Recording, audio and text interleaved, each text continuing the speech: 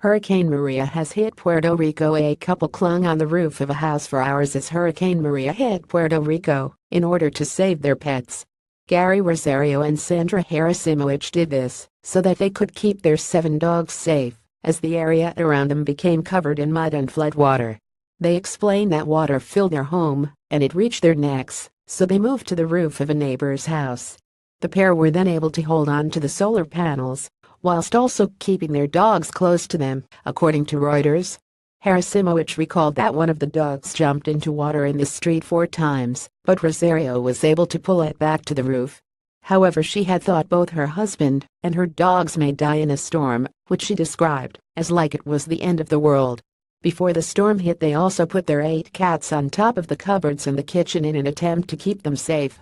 The couple explained they couldn't find anywhere to keep their animals safe before the storm, which is why they stayed with them, but luckily they had sent their children away to stay with a friend.